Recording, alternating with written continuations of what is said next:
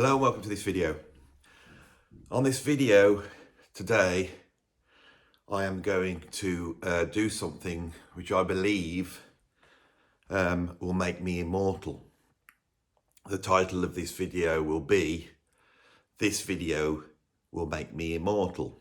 Now, if you've clicked on this, firstly, you'll be thinking, well, this one's not about music, and it's not. Although I think it's related to music in a strange way, and we might get to that on this video. But this video really is not for you.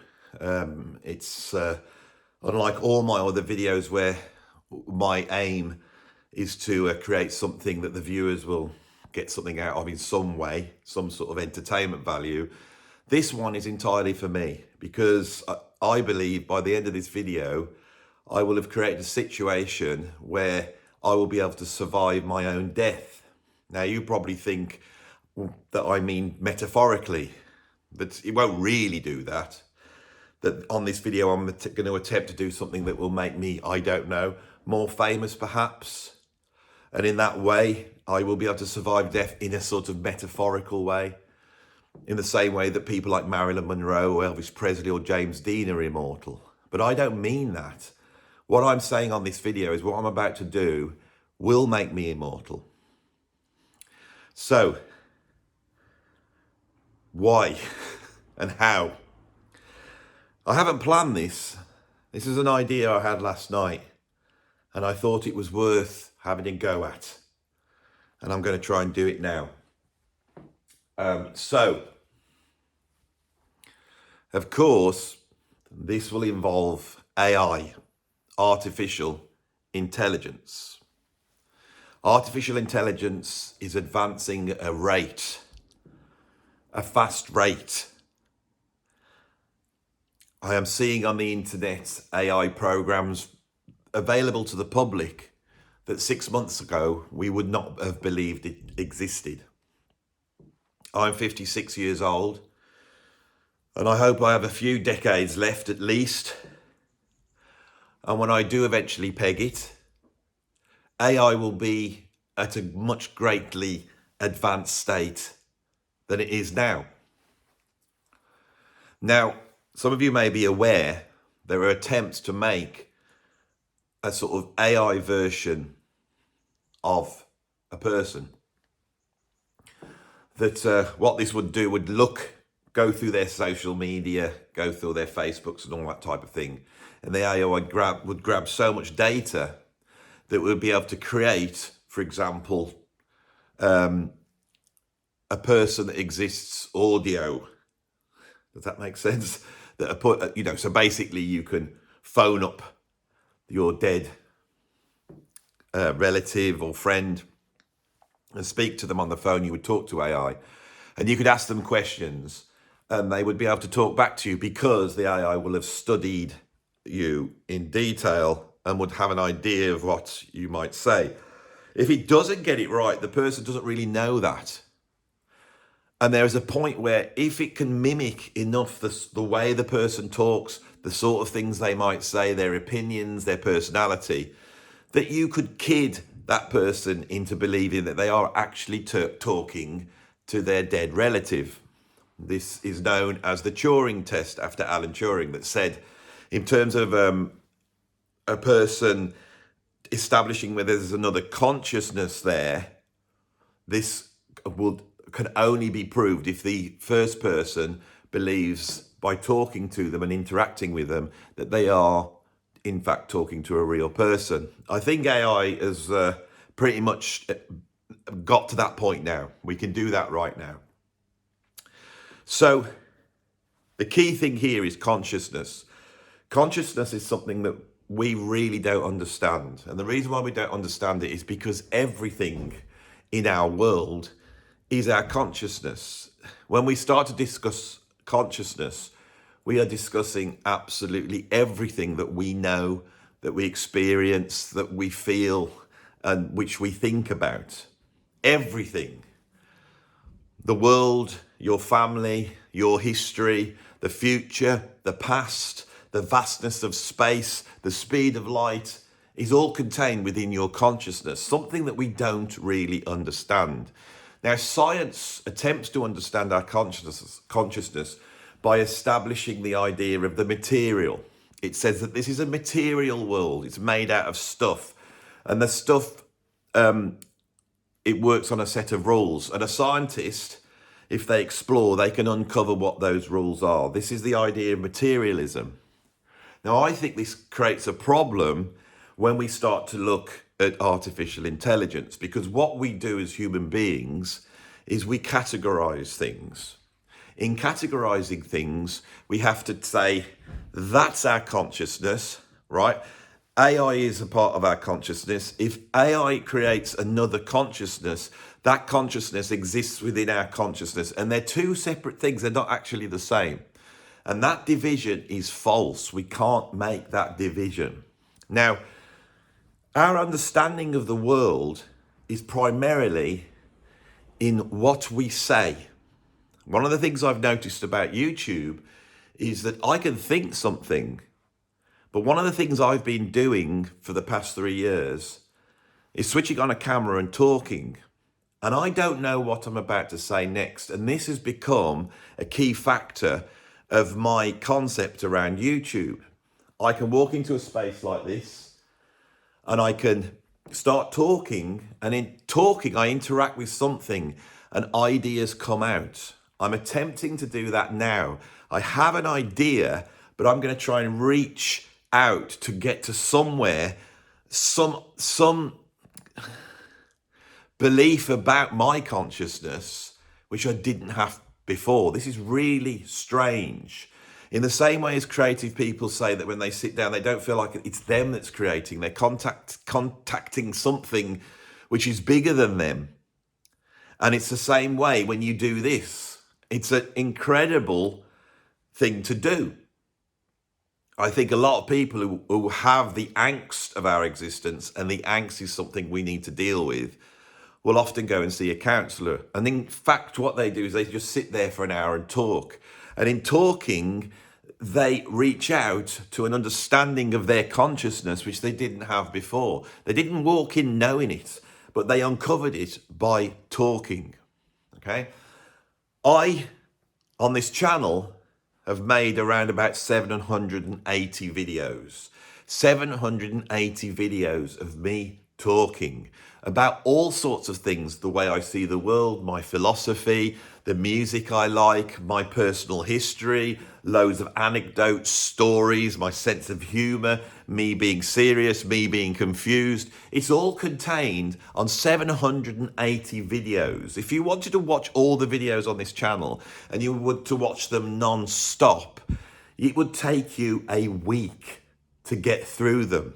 One of the things I have done on this channel is create this huge data source of me, right?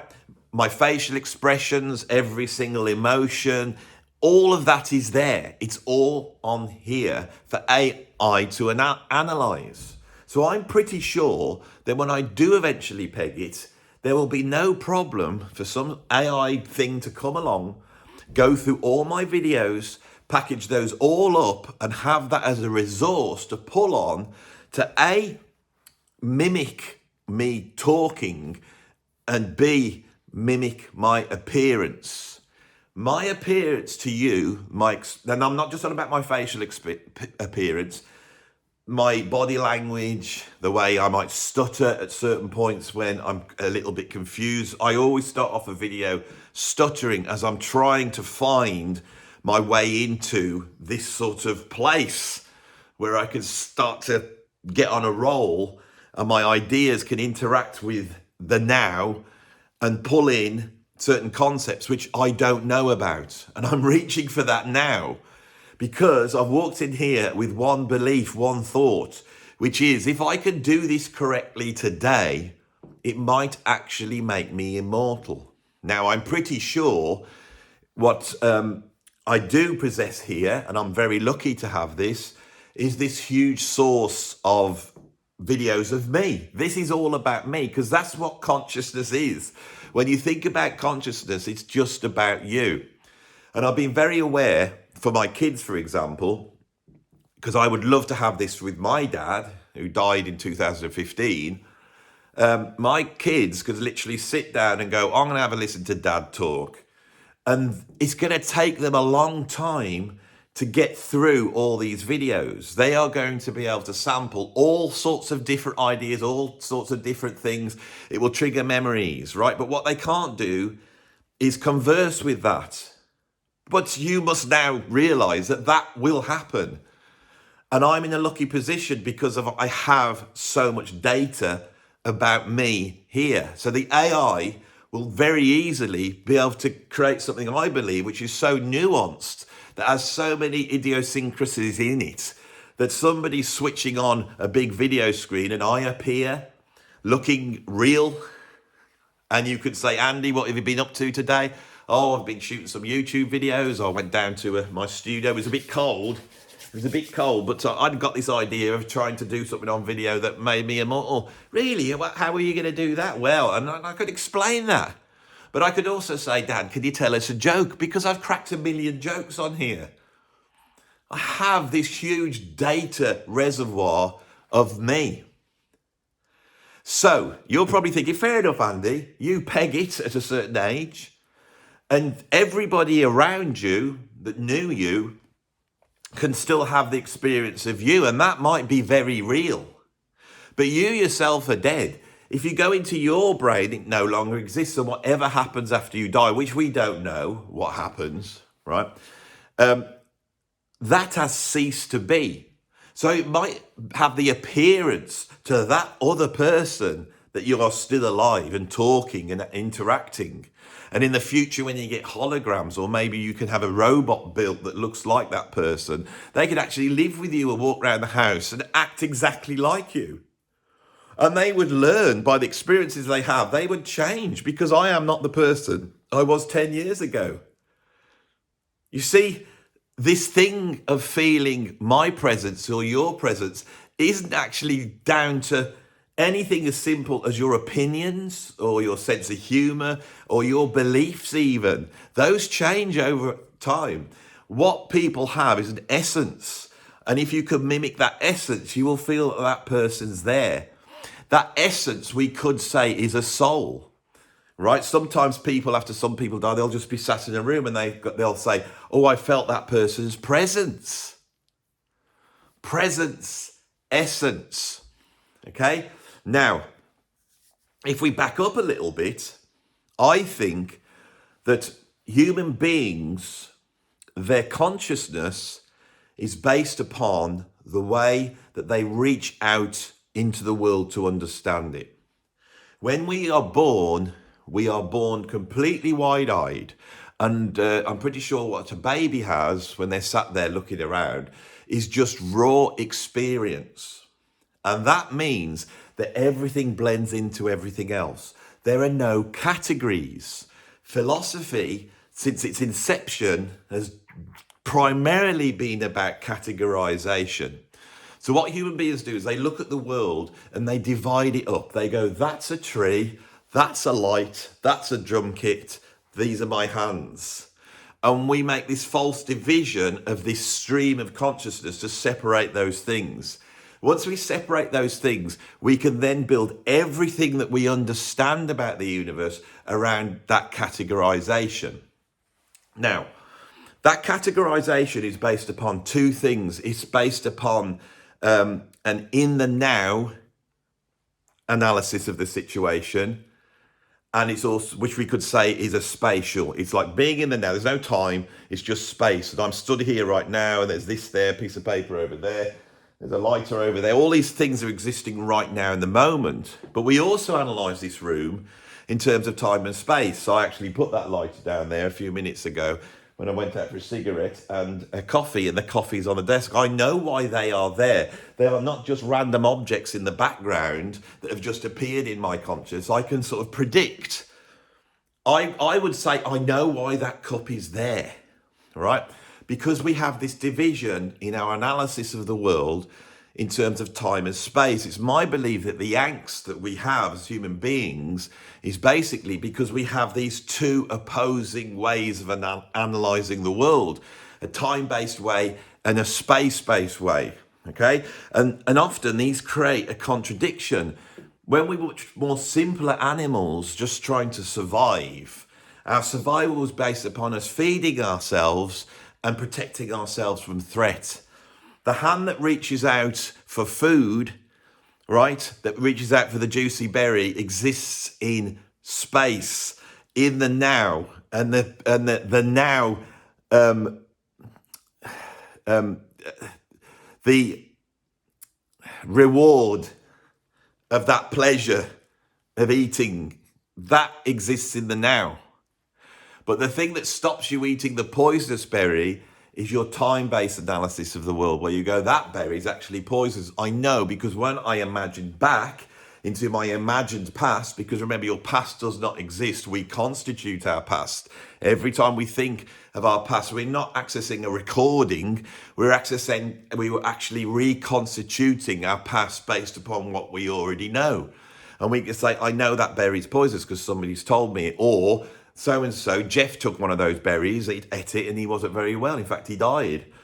And I don't want to die, so I won't take it. We look at the past and we project into the future.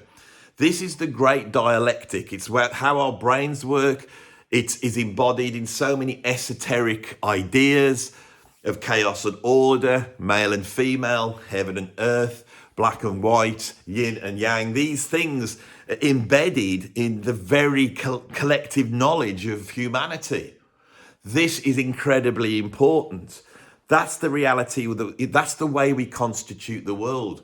That baby that is born, the wide-eyed baby that looks out like Bambi, right, looks out to a world that has no categories, and then it begins to categorize, exactly like Bambi does in the film. When Bambi works out to the first time, and that Thumper the rabbit comes out, and they go, bird, and he goes, bird. And as soon as that says bird, Bambi categorizes inside their consciousness the rest of the world and a bird.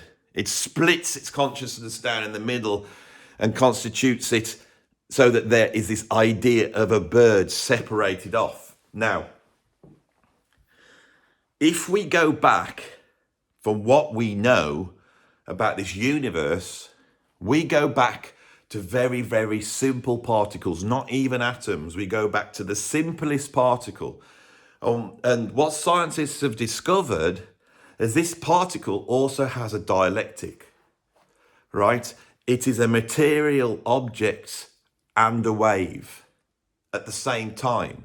What we have uncovered there is actually a mirror of our own consciousness. When we look deep into the very material of things, we are shocked to find that they're actually not material, they're time. Time and space are embodied in every single particle. Now, one thing that we know is when these particles are released out into the world, into the universe, right, and this is the totality of the universe. When I use the word world, I'm using it in an esoteric sense, not in the idea of the earth, but in the idea of everything that we know. So when these are released into the universe, the world, they combine in a way which creates this angst, this stress, the same stress that we have in our own consciousness of a thing being a wave and a particle. These things are both attracted and repelled. But despite that energy that's in there, despite that tension, it forms into hydrogen atoms. Hydrogen atoms then form into helium atoms. Helium atoms then form into suns. They gather together. And this huge energy is emitted out into the world. Let there be light. And there was light. And these light beings become so vast that they can collapse in on themselves. Inside them, the pressures are creating more complex elements. So these particles, and whatever this process is, we do not understand, but they are moving forward. They are moving up towards more complexity. The system isn't getting less complex, it's getting more complex. As these suns get too big, they collapse in on themselves and they eject all this stuff out into the world. Again, out it goes, and it starts to form into a multitude of things. Eventually it forms into planets, rocks, metals, water, gases. It forms into trees. It forms into animals, right? We categorize the world. So when we look at a duck, we go, that's a duck, and a duck is different to a hydrogen atom, but it's actually not. It's a chemical process, a physical process. In fact, it's a totality, a process of totality that forms the duck. That upward movement goes up. We categorize it because that's how we understand the world. But the duck is part of that process. The duck in itself, like the light being collapsing in itself, the duck creates a consciousness. It starts to look out into the world. And what we do is we divide up that outwardness. We say that outward gaze or view or consciousness is different to this light being emerging. When the light switches on, the sort of energy light that's switched on inside the duck is somehow different because we categorize. This is what we do, but it's actually not. Consciousness is a thing, and it emerges and it grows and it gets bigger. Animals then go from single-celled animals to multiple-celled animals, and then we get animals that start to develop this very dialectic inside them. They have a brain which is split into these two ways of seeing the world, and that's where consciousness comes from. So the structure of the atom, the structure of the subatomic particle, the wave and the particle together is the same as our consciousness, exactly the same, as though this one idea is going through all the time, right? Eventually, human beings are evolved. And human beings seem to have in their consciousness a whole bunch of things which the other animals don't necessarily have. And we start to advance in a certain way, and we start, rather than killing animals like a tiger and eating them, we capture them and we breed them. There's a difference. It's the same thing. We start planting seeds and growing plants. We create tools, and eventually we create language. And as I said, language is the very mechanism which understands the world. We start to get an understanding of the world, and that understanding, we believe, wasn't there before because we divorce it from the process. Our understanding of the world is as real in terms of the existence of things within our consciousness as a rock is, or a hydrogen atom. This is bizarre, right? Our consciousness evolves in creating civilization, creating this tiny blip that we find ourselves in at the moment. We have to specialize, and in specializing, so someone might become a mechanic, some person might become a chartered accountant, so we specialize in certain things, and this starts to stress between this dialectic that we have in our consciousness that works in the natural world, and we start to divide the natural from the unnatural. We think that everything that human beings create is somehow different to the reality of nature. So this is the big thing, say, when you look at the climate crisis at the moment. We see that the whole universe is toddling along quite normally like this, doing its thing. Then human beings come on and we create something that is different. We don't accept that the process that we are influencing in this region of the universe is completely natural. Okay? We have created new elements exactly like the universe does. These new elements have unleashed energy exactly like the universe is. These energies have altered the energetic state of our planet. It's heating it up at the moment. These things are as natural. If you was to step back and look at it, you would not differentiate between human beings' activity and any other process of ascending a ladder of hierarchy, which is what everything is doing. Right? This is bizarre. And human beings have a penchant towards moving towards certain things. We want to leave this planet and go to other planets. That's a drive. We want to create things that will destroy us. That's a drive. We have an idea of creating, like Frankenstein, a person, AI, artificial intelligence, all over the world. Scientists unquestioningly, and they're not asking why are we doing this, they are trying so hard to do it, and it's starting to happen.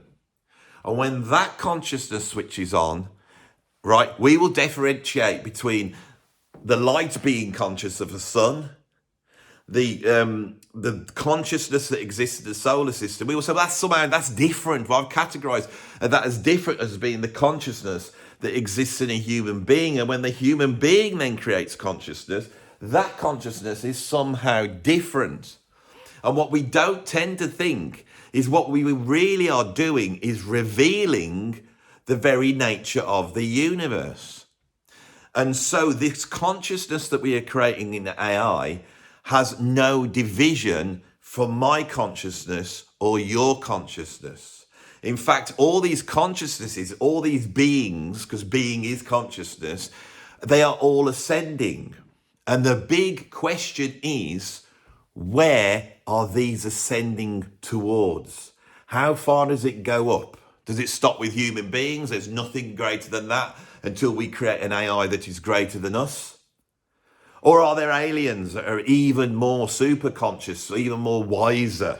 Because it's about wisdom being the respect for truth and the appreciation of beauty. Wisdom, right? So there could be aliens, but where does this end?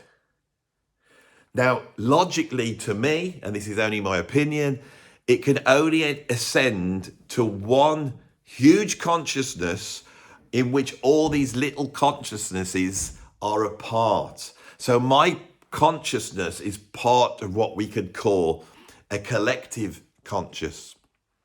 Now, if you look at esoteric religions, there seems to be a certain idea that emerges. Now, in my life, this has played a huge part. When I was around about 19, 20, I went to art college, and I had a lecturer called Parish Chakraborty, and he was a great painter, but he was also very, very knowledgeable on the sort of esoteric truth contained within more Eastern Asian religions. And he took me aside one day and he started to talk about a number of different people. And one of the people he mentioned was Gurdjieff. And this stuck in my mind because I'd read about Gurdjieff in a book on crime by Colin Wilson. So I toddled around to the house of a friend of mine called Ian Stonehouse. And I mentioned this to Ian, and Ian was literally sat next to a bookcase, and he pulled out a book by P.D. Ouspensky called A New Model of the Universe. I took that home and I opened it up, and the first chapter was about the esoteric, the idea that there is more than just what we know, that human beings are able, through the process of being around for quite a long time, to embody truth esoterically within things. So when you read the Bible, you may look at the Bible and you may say, oh, this is stories, it's quite interesting, it describes this. People who are fundamentalist Christians believe it's an actual description of the material world. But more recently, with the popularity of people like Jordan Peterson, he has brought back into the sphere of our consciousnesses the idea of the esoteric. The idea that there is some sort of truth within that can be revealed if you have knowledge. That has been a thing that has gone all the way through. That first chapter dealt with the esoteric. The second chapter dealt with the idea of eternal recurrence. Now, this is the idea that we are beings within time and space. And we exist in a world where our consciousness understands the first dimensions. So that would be, you know, the three-dimensional world, the spatial world. Now, I'm going to try and explain that in a way that will make you think of that a little bit different. Imagine you have a particle that has no dimensions. It's just like a tiny dot that has no up or down or in or out, right? And we extend it outwards. We reach out into the first dimension so that particle extends out, and we now have a line. That's the first dimension. We then move it out again like this. And as that line goes out that way, we now have a flat square. That's 2 dimensions. We then take that flat square and we move it out again into the third dimension, downwards. We now have a cube. It's a representation of the third dimension. Now, when we extend out again, now we're thinking spatially, the next space that we have to move out to is the actual space within time, something that we cannot understand. We experience it, but we exist inside it. So then we say, well, that cube is actually existing in a space, and in time it moves around, it changes. And we as human beings are exactly the same. We evolve from a baby, and then we exist in time until we die. There's a shape that emerges. That shape is intertwined in towards all the spaces, all the events. Your life is contained within that space, and that space is set. That time is a dimension. One of the most incredible things about Einstein's theory of relativity is when he starts to send things out into the universe and they're traveling at different speeds of light, you could have a situation where you exist here and somebody that was in your time frame is now in the future. And so for you to move where you are to where that person is, that track has to be set. We don't have a free will. There is, everything is and just exists. And Einstein seems to suggest this. But at the same time, the quantum physicists, when they start to look, see that some particles don't exist unless you look at them, and then they could be in one place or another. We look at the very contradiction, and this contradiction is around time. Time, the thing that where we look back that enables me to know where my cigarette lighter is, the thing that knows why that cup of coffee is there, time. The very thing that causes the angst in us, our very awareness of our own death, the need for immortality, the goal of the alchemists to try and substantiate something in themselves. This esoteric idea of consolidating your personality. If you could consolidate your personality, you can escape death, because we are actually existing in this eternally recurring loop, as described by David Byrne in the song Once in a Lifetime, that uses the metaphorical device of a droplet of water raining down onto a mountain, going through the earth, under the ground, out into the river, out in the sea, and then eventually being picked up by energy, by the sun, evaporating up and going round in a circle. And then that circle there, that's going round and round, that one particle that goes round and round, that is the same as somebody's lifetime, because our lifetimes are the same. And he delivers that as a preacher that trying to explain to you not the exoteric idea of a Christian view of the world, but the esoteric idea of this eternally recurring pattern going round and round.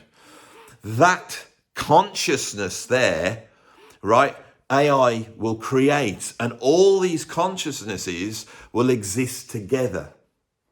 And so we get to a point that if I come on here now and I say to you what I have just said to you, and what I mean is, to put it simply, that we will never be able to differentiate or categorize the consciousness that I'm in now to the consciousness that will be created by AI in the future. That there is no division. There is nobody who can differentiate between those two things.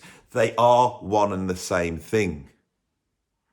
Now you might say, yeah, Andy, but intuitively that's not right, because I know who I am and I won't be existing in this other place. But the fact is, you actually don't. A large part of your life is spent completely unconscious when you're asleep, between dream states, right?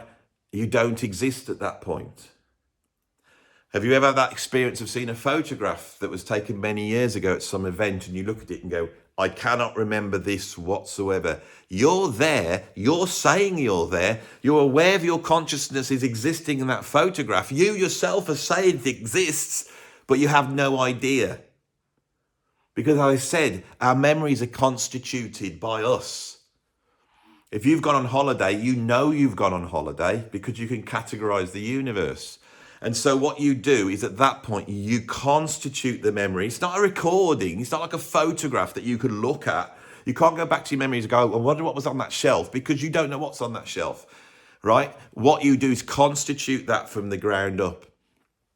And we cannot differentiate ourselves. We can't even differentiate our own consciousness. We can look at ourselves and go, well, I'm just experiencing myself in the same way as my daughter could experience myself in the future in this AI created me. And that is the limit. When we wish for immortality, that is all that we can wish for, is that. That within the collective consciousness, there is some consciousness embodying our consciousness. In a way, you are constituted out of everybody else's consciousness. And if you were to take those away, you would not actually exist. Now, you could imagine, yeah, well, if say I was the only person on the planet I'm walking around, I'm still conscious. No, because the planet, the whole thing, if you take the whole thing away, right? In other words, it's like taking your senses and switching every sense off instantaneously, all of them at the same time. You are then dead. It happens when you have an operation. Anyone's had an operation, and I never have, but I've been told, anaesthetist comes on, bang, and then you're somewhere else. Right? You survive that little death. Right? But who's to say when you appeared at the other end that you are still you?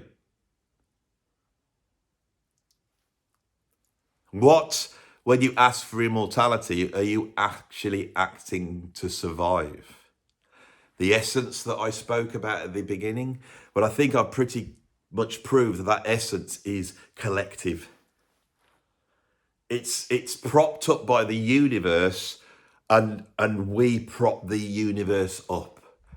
That is what consciousness is. It's two ends of the telescope.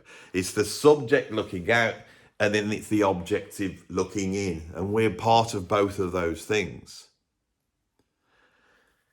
One of the things I've learned as I've got older is that life, as it says in the American Constitution, is the pursuit of happiness. We should all have a right to the pursuit of happiness. And I have found that I can pursue happiness much better when I try and look out into the actual world I'm in and line up with the flow of that world, to be part of something and not wish for an alternative consciousness, an alternative existence where the situation is completely different that I want to reside in, i.e. placing myself into the past or into the future. That's what creates angst. And when we project ourselves in the future, we see an unimaginable infinity of either everything or nothing. That is what death is.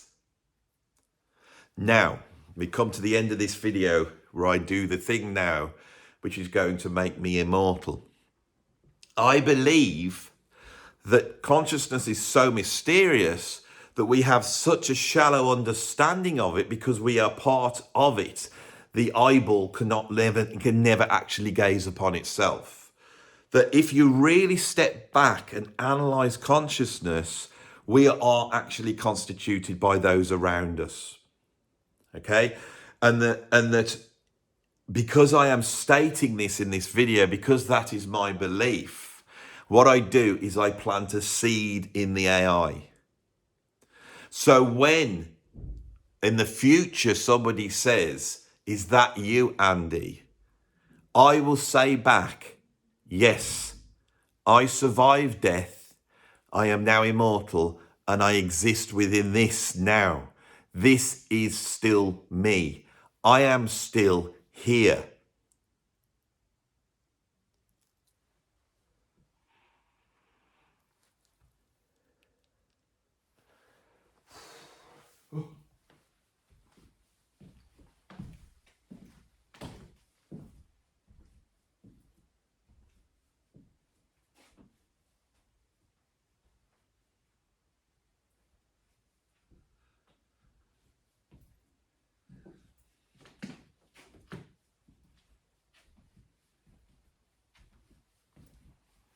I am still here. And you don't have to worry. You don't have to stress. I'm okay. You're okay. And I am still here. And I was always here for you. And I love you so much. I really love you so much. And the reason why I'm still here is because I love you so much.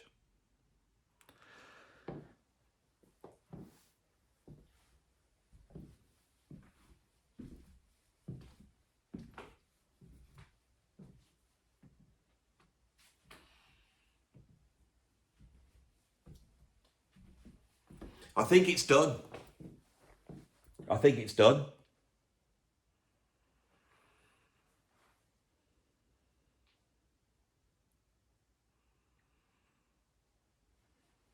Do you think it's done?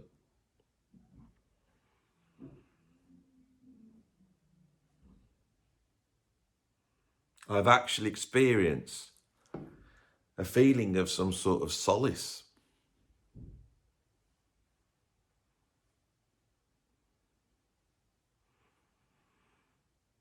At the worst, I have just solved one of the existential angst surrounding my demise. One of them's gone. And I think I can cope with the rest.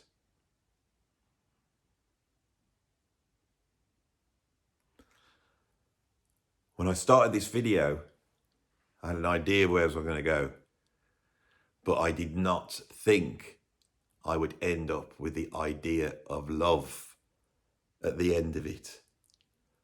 But it is the most important thing in the world.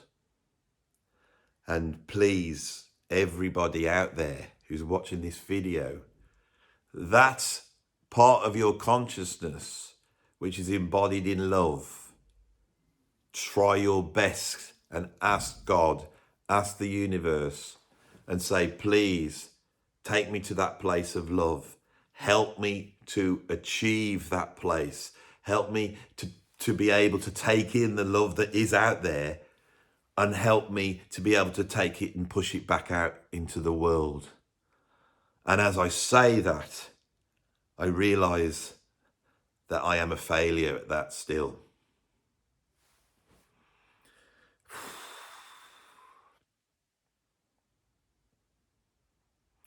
But I'll keep trying and I'll keep working.